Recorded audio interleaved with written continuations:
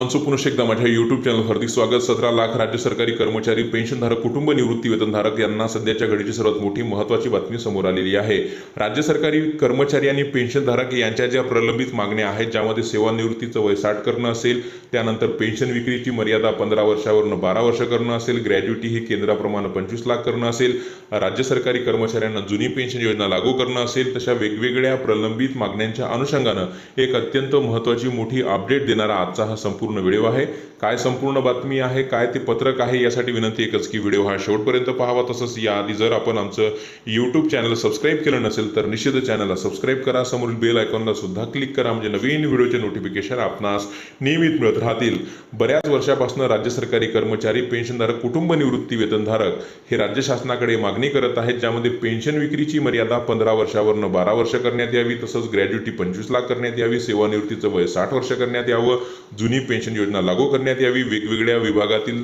जे काही रिक्त पदं आहेत ते 40% पदं तात्काळ भरण्यात यावे, शैक्षणिक धोरण ह्याच्यामध्ये सुधारणा करण्यात यावी, तसंच शिक्षकांच्या शिक्षकेतर कर्मचाऱ्यांच्या समस्या सोडविण्यात याव्या। या प्रश्नासाठी बऱ्याच वर्षापासून पाठपुरावा सुरू आहे आणि त्याच अनुषंगानं राज्य सरकारी निमसरकारी शिक्षकेतर कर्मचारी संघटना समन्वय समिती यांनी पुढाकार घेऊन मागील वर्षी मार्च 2023 मध्ये 7 दिवसाचा संप पुकारला होता। त्यानंतर त्या संपाचं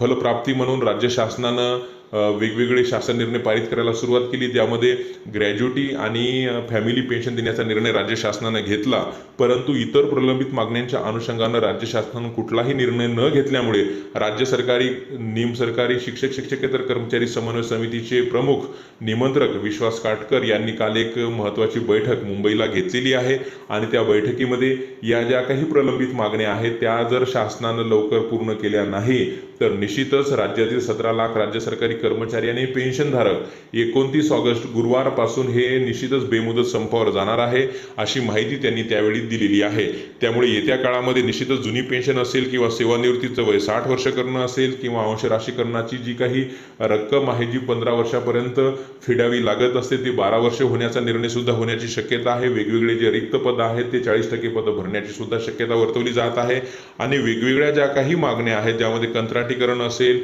किंवा जे काही कंत्राटी तत्वावर कार्यरत कर्मचारी असेल त्यांना सेवेत सामावून घेणं असेल, विनाअट अनुकंपन नियुक्त्या करणं असेल, हे बरेच प्रश्न मार्गी लागण्याची शक्यता आहे। परंतु यासाठी निश्चितच जे बेमुदत संपाचं जे आंदोलन करण्याचा निर्णय घेतलेला आहे त्या निर्णयामध्ये कसा कर्मचाऱ्यांचा प्रतिसाद मिळतो आणि त्यानंतर राज्य शासन काय भूमिका घेते यावर त्या सगळ्या गोष्टी अवलंबून आहेत। तर तोपर्यंत ह्या पुढील अपडेटसाठी चॅनलला सबस्क्राईब करा। रोज नवीन असेच महत्त्वपूर्ण निर्णय बातम्यांसाठी चॅनलला सबस्क्राईब